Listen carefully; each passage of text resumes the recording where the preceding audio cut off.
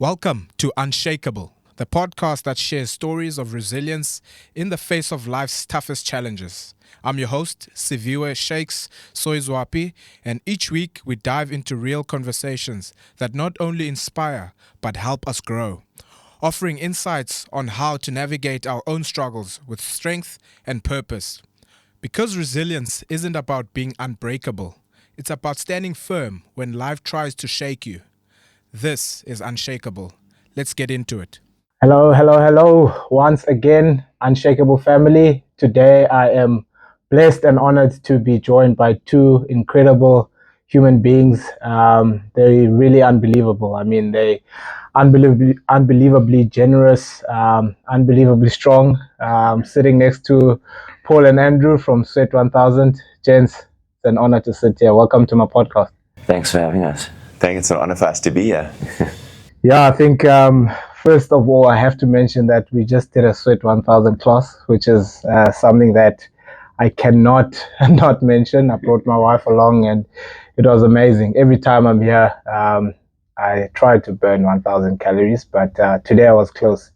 But maybe I didn't work hard enough. But I know it was. I need to up my game a bit. I think I'll do better next time. It's funny how your wife burnt 1,000 and you didn't. Yeah, no. I think just to introduce you a little bit more to people, I know you guys are quite popular and well known, but maybe my people from Maclear might not know you. But I know you're massive in the fitness and wellness industry, particularly in the Cape Town area. I'll mention that for now, but we'll get to the other regions as well. My question to you guys is, as much as you're in this industry, you are. Let's start with Paulie. You guys both have honors in you've studied, you're educated, honors in economics. Why fitness? So I think, from the outset we finished school and we had always had a passion for getting involved in some sort of financial career. And I think at the same time as we started our kind of degrees and university studying, we started developing another passion for fitness. And that kind of was our outlet during our university days. And we loved training, we loved exercise, we always grew up with sport, so we loved any sort of activity.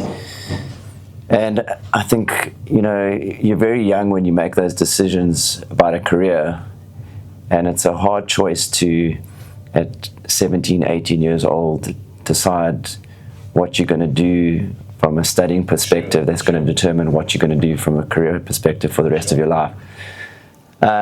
So we both studied BComs, and then we went on to do honors in economics, always thinking that we're going to get involved either in the stock market or in banking or in some sort of financial career. And once we finished, we were just like, we're not ready. We're not ready to get in a suit and tie, and go to work every day and, have a 9-to-5 job. It happens with the sports guys a lot. So we were like, well, let's take a year off, use the time to kind of decide what we want to do. It was actually the year of the Rugby World Cup in South Africa, and we had made a decision that no matter what, we were going to be in South Africa for the World Cup, and we wanted to be part of that, incredible experience. Yeah. So we had decided, we're not going to go and start a career yet. But literally after a couple of months, we were bored and wondering what to do, and we just decided let's do a personal training course and let's get qualified, and it gives us something to do in the interim, and maybe for the next year that's what we do until we find the career path that we're going to take. Direction. Andrew, then how did you guys end up in both of you studying the same thing? I just wanted to be like my brother. So we're very close, a 16-month age gap between us. And my first year at university, I was at Wits, and wasn't my finest hour, I must be honest. I spent a lot. See how happy she is. Yeah, very happy. Yeah. I spent a lot less time on campus than I did at the small street mall when it was still safe to go there. And and then Paul started his degree, and Paul's definitely the academic of the family, and caught up to me, and we finished together. And then we came after BComs to Cape Town, and we had the opportunity of doing honours, and we were accepted. It was a small group of people that they accepted, and we just thought it was all about timing, and we did it. And then during our, as Paul said, during our honours year, we were always asked for help because we came from a fitness background, and we always were very sporty, and we just loved helping people. And I think from that it just sort of just grew. Yeah, no, I have to say, like for me, I've been to a lot of gyms, and what I get here at Sweat 1000 is something completely different. I think you guys have built a juggernaut of a community and it's not just people coming to train. Like they want to be here. The energy that they receive from the both of you guys, I think is incredible. I know for both of us, like even for me, every time I come here, I leave a different person because of the energy that you guys bring. But Paul, would you say that you implement any sorts of economics? Like, does it help now in the industry that you're in now? Yeah, I mean, completely. I mean, I say to my kids who get into that age now, my oldest is finishing school this year, my younger one's finishing school next year, so they're getting to that age where they need to like make some sort of decision regarding careers. Yes. And I always say to them, like, don't feel the pressure of making that choice that's going to be your direction for life, or the road that you're choosing for life. It's just something that takes you, on your next journey. And I don't for 1 minute, and I'm sure Andrew agrees, like we don't feel that doing a BCom and doing honours in economics was a waste of time. It gave us a good grounding. We met incredible people. It taught us a lot of lessons that we've, implemented in business and in the different businesses that we've undertaken over the years. So all those things just give you like a good foundation, and I think it's a good lesson in life that don't limit yourself in terms of what you can do. If you go one path, that's not, a limitation. It's just a journey, and you can go another path and go on another journey and learn more. And I think we have an amazing ability to keep learning. Yeah. And as the world's evolving, and as we expose to so much more, and I think that's also partly due to the way that we've kind of built our business, is that you don't stop learning and you don't stop evolving, and if you do, that's kind of where you get left behind. Yeah. So whether it's, new fitness trends, whether it's, new technology, AI is becoming this huge thing in the world now, and if you don't look at these things and see how you can embrace it and how you can bring it into your business and how you can make your business always better and modernize what you do, you will get left behind. So I like what you say, because I actually listened to another podcast, and the guy was actually saying that when we grow up and when we are raised, we are taught to do one thing. We're taught to be that doctor, be a teacher. And in this day and age, why can't a teacher be on TikTok and do tutor lessons for learners all around the world? That's a bigger reach because of the technology, as you mentioned. So I really like that, and I like just your guys's optimism and glass half full approach to life as well. Back to the family story, would you say that the folks were shaken up with that decision that you... No, they were unshakable. I think, for me and for Paul, the greatest, when we speak to our parents, the greatest thing that we get back the feedback is when they say they're proud of us, and also they met somebody whose lives we've managed to make a small difference in and add positivity to. I think that's what makes them proud. Okay, so you guys were true entrepreneurs, and there was BUC and there was the apparel business. Did any of that, Paul, help you guys with what you're doing now? Yeah, definitely. I think when we embarked on this business venture, we wanted to turn things on its head.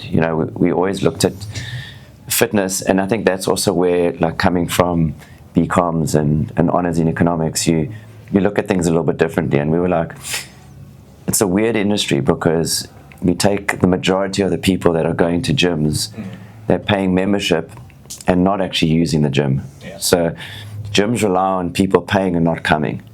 And we were like, that makes no sense. Like, why would you have a model where you don't want people to come? Yeah. You offer a service and then you say, rather don't come. Like, we were like, no, we want to offer a service and we want people to come.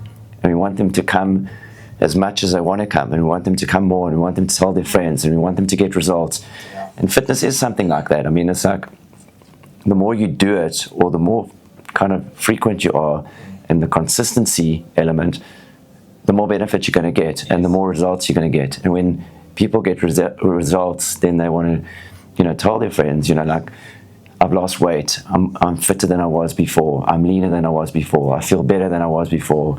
I went for a checkup with the doctor, and my blood pressure was high, my cholesterol was high, and now I went for another checkup, and it's all normal, and I'm where I should be. And so all these elements that you're trying to achieve through fitness, were like, it made no sense that conventional fitness clubs weren't actually about that at all. They were just about membership, about selling as many memberships as possible, getting those clients hooked on long-term contracts, and then they were like, okay, cool. For me, that makes sense, how you can get the type of community that you have now and the relationships that you have with the incredible people that walk through the doors. For those who don't know, Sweat 1000 is different in the sense that Sweat actually stands for specialized weight endurance aerobic training. It's actually not aerobic, it's athletic, but you were very close. Because it was aerobic, and we changed to athletic when we got all these athletes. Well, the difference is that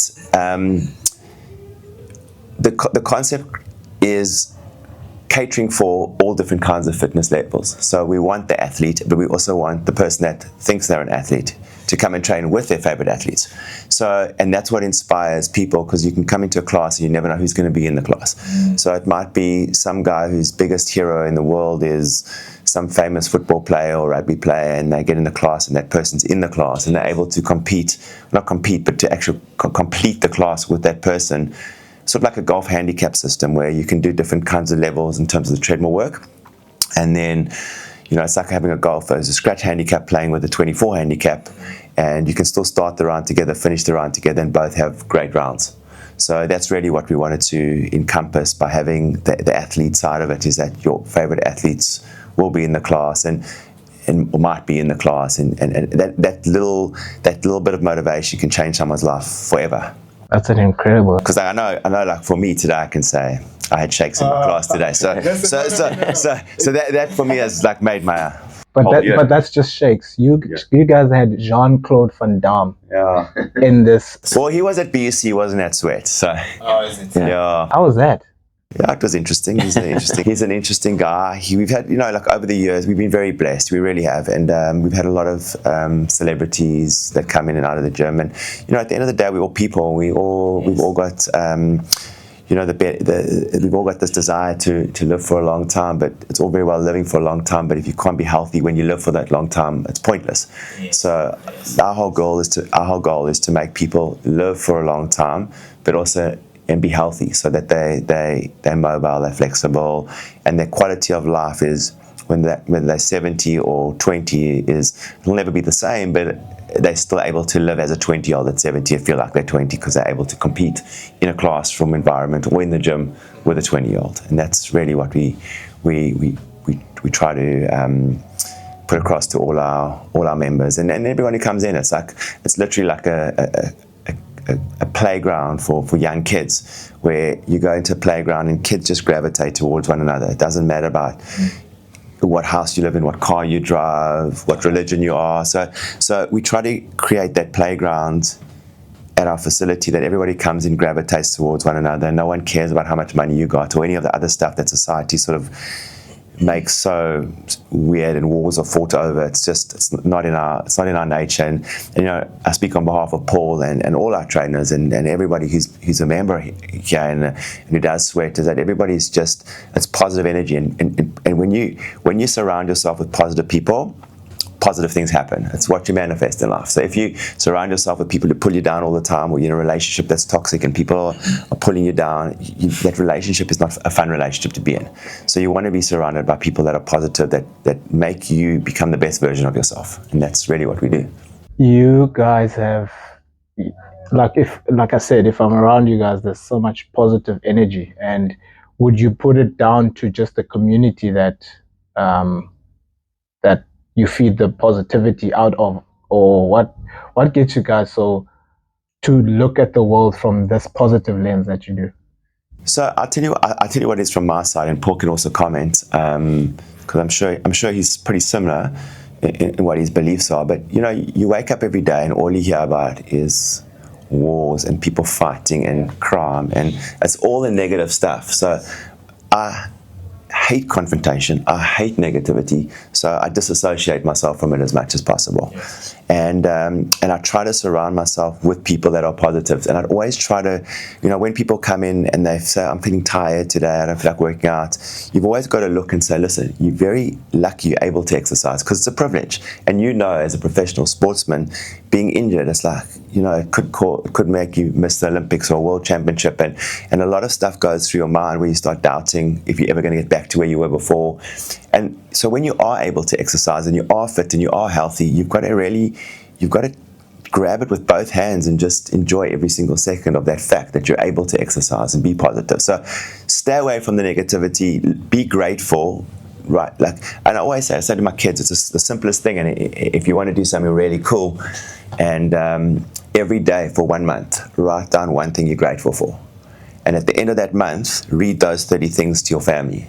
Whether it's having a roof over your head, whether it's having food on your table, the simplest thing, whether it's have the ability to exercise, whether it's having a partner who loves you, all those little things. But do it for 30 days, and then read it to your partner and to your family, and it'll change every single belief inside of you in terms of how grateful you are. It sticks with you. Amazing. Sorry, Paul, just 1 second with this question. Why is it so important for you to read it out to your family and your close ones? Because a lot of people take their family for granted. They'll listen to advice from a stranger, but when you ask your wife or your husband or your kids for advice, you listen, but you don't really take it seriously, because you just take them for granted, because you think every day they're going to be there. And it's those people that are close to you, and that's why I said right in the beginning of the podcast, your family is your world. It's everything. It's because they're the ones that are there through thick and thin, whether you're injured, whether you're sick. Those are the ones that are going to take you to hospital, look after you, care for you. You know, we all have lots of friends, lots of acquaintances, but how many of those people actually pick up the phone when you're going through a tough time and go, how are you doing? How are you feeling today? There are not many. So it makes you just put things into perspective. And when you can read into your family, and your family can actually go, gee, I'm great. My dad said, you know, like I said something to my daughter the other day, which maybe I don't tell her enough, but I said, I'm so proud to be your dad. And it meant the world to her. Like she started crying. And it's the littlest thing like that. I always feel it, but maybe I don't say it enough. Yes. So when you say those things to people that are close to you, it makes a big difference to their lives, and it brings you closer as a unit. Okay, enough now. Paul, do you pull from the same tank as well? Yeah, I mean, I agree with what Andrew said, you know, completely. I think we're also lucky that, you know, we're involved with positivity. So we're in an environment where we're not dealing with the negative. You know, we're not in a situation that our career involves fights every day, that you're arguing with somebody or you're dealing with issues and problems. You know, like, we're literally involved with incredible stories from incredible people about how they've gone from a starting point, whatever it might be, if it's a health issue, if it's a weight issue, if it's a personal issue, whatever it is, and they've overcome it, and now they're at a different place where they feel so much better about themselves, and it kind of translates into everything they do, whether it's their work career, whether it's their home life, their family life. All these kind of things just grow with positivity. So we're lucky that our business has so much positivity. So it's easy to be positive when you have that positivity around you, and you're not like always getting drawn into negativity. So you can remain positive and you can pull positivity because of, you know, the environment that we're lucky to have. Do you have a unshakable story that you can, you mentioned people go through a lot, illness, whether it's injury or whatever the case may be, and you see it every day. Between the two of you guys, I know working with your brother, it seems that it might be something different for the two of you guys because of how close you are as a family, and how you were raised. But is there a time where you thought, yes, but it's tough now, and we got to turn the ship around and be unshakable? I mean, I don't think, and Andrew will probably agree with me, I don't think in our 30 odd years of being in business that's happened once. I think it's happened multiple times. And I think the unshakable element that we're very lucky to have is each other. So we're very lucky that we've always got, you know, the ability to leverage off one another. And we were saying the other day when we were having lunch, and we try and have lunch together every day, which is like an important part of just our daily kind of routine, because it gives us time to, you know, chat about things and work through things. And, you know, sometimes, you know, there's a lot of stuff to talk about, and sometimes, you know, we can just talk about the arbist things that, you know, and just shoot the breeze. But that's always there. You know, the fact that we've got one another has been probably the foundation of our business. And within that foundation, the only reason that it's so strong is because the other elements that pull together are so strong as well, and that's family. So the fact that, you know, starting from the top, our parents have always supported us. And we go back to your questions in the beginning, you know, like going through 4 years of studying, Andrew 5 years of studying because of a little bump in the road. But you know, like when we turn around to them and said, you know, we're going to become personal trainers, it was never like are you sure? Maybe think about it.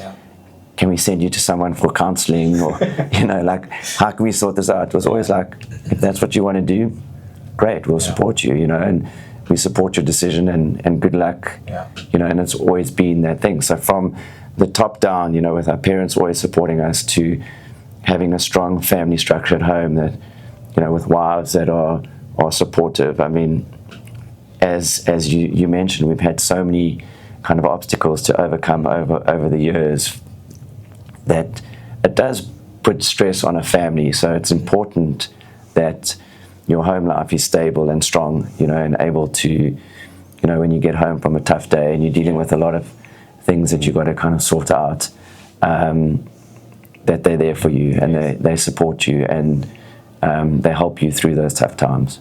If you don't mind sharing, is there a specific time when it was dark, or maybe you were like in the beginning of the business, look, this thing is not going to work? You know what? I think, you know, we've been involved in so many different businesses in the last 30 years of our entrepreneurial career, from starting as personal trainers to importing equipment, to when the Rand weakened in 2001, to exporting equipment and going to America to a trade show to exhibit Pilates equipment, which we started manufacturing and shipping all over the world. And you just continually got to keep reinventing yourself. And even when times are dark and tough, you've never got to lose the belief in your ability to push on and push through. Because a lot of times through dark times, people feel like they're alone, and I think that's where it becomes really dark. But if you've got a support structure, whether it's a business partner or a wife or family, as we said so many times today, that support structure, it helps so much, and it's really, really important. So, you know, there are times where, you know, our business has, you know, during COVID, for example, that was a dark time. I mean, I remember us doing a workout together. I mean, it was crazy. We stayed at home. We're in the lounge doing workouts, shouting at a telephone, literally. And yeah, it was a dark time because no one knew it was going to be 2 weeks, and then it was 3 weeks, then it was a month, then it was 2 months. And in the fitness industry, it was, we were closed for 6 months, and when you come back from something like that, where you're not earning any income, and you have to, you're able to open again, you don't turn a light switch on and everything comes back. It takes time to rebuild and take the good. I always take the good and go. I always say, there's a saying which we've said a few times in our lives, I'm sure, is that, like, why is this happening for me, not why is this happening to me? And you've got to take that and go, gee whiz, I'm going to be a victor, not a victim. Yes. And I think those little sayings where it changes a little switch in your head, and you go, you know what, I've got so much to offer. Whether you're coming back from an injury as a professional sportsman, your body heals better than you can ever think it can. And with a positive attitude, you heal even better, and it makes you hungrier. So when you come back from not being able to play in your specific sport because you've been injured, that hunger to play and to be the best version of yourself is stronger than it's ever been before. And it so many times. I mean, you've come back, and when people have maybe ruled you out, you've come back and you've won Olympic medals. I mean, it's absolutely phenomenal. And I don't think, like, people understand what an incredible role model you are for South Africa. I mean, I don't think the Blitzboks get nearly as much credit as they should. They're a massive side. They actually put sport on the map for South Africa, because there are many years where South African sport wasn't doing great until you guys came and won all these world championships. And it's incredible what the Blitzbok have done. It's incredible what you've done as a leader, and it's remarkable. And those things inspire us. And I know this podcast is to interview us, but the reality is it's people like you who inspire us and have inspired us through our years of entrepreneurship, and we always use those people's stories to motivate others, and you can be very proud of yourself. Yeah, no, thanks for that, Andrew. And now I hope you believe me when I say that the two of you are unshakable. Because I texted him and he was like, "No, you're just saying it because it's your podcast name," and all of that. But yeah, that's truly remarkable. And for the team, we have our sessions here as well. We come here and we train here, and it's always great to be here. And I said we pick up on that positive energy, and seeing how you guys persevere, so resilient with the tough times and pushing through all those hard times. It's so inspiring, and we also are really motivated each and every time that we're coming here. And I'm so grateful again for your time. Thank you so much for agreeing to sit down with me. And I think before we close off, I just want to hear what's the plans going forward. And I already see there's new lights, the treadmills are inclining at 30. Everything is just next level. What's plans going forward, Paul? Yeah, I think, like as I mentioned earlier, we try and stay up to date with everything, not just from a South African perspective, but from a global perspective. So we always want to be like in touch with it and ahead of the game. So with saying that, like we never feel like we need to see what's happening in the world and then implement it. We want to kind of be leaders, and we want to be leaders, worldwide, that we put in. As well, Yeah, so we've got a few studios now in the States, in Texas, and we're going to be opening more that side. It's definitely like an area where we want to grow some more. But in saying that, South Africa is where we started, so we want to grow here as well. I think we've done some amazing new additions to the studio, which you guys experienced today, both from a lighting perspective and just an overall experiential workout, that we've always been very, very like focused on creating something that, touches all the senses and makes you feel amazing. Maybe not during it, you'll go to some dark places, even though there's some bright lights. But at the end of it, you always feel better, and you always feel like you've achieved, and that's what it's all about. Like we want people to feel that sense of achievement, to feel like, as tough as it gets, and it goes not just for a sweat class, but in life. It's a good life lesson that we want to take you to some dark places. We want you to feel some tough moments, Yes.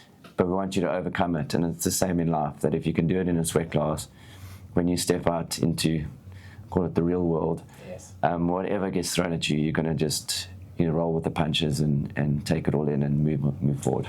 You two are the perfect candidates for Unshakable. Andrew, I hope next time you don't try push me harder because I didn't make 1,000 calories. The thing is, I was just thinking about it now, and you say, "What's next?" and "What are you doing?" And like, I had a lovely guy that's from Liverpool that actually supports Manchester United. I don't know how that happened, but it's happened.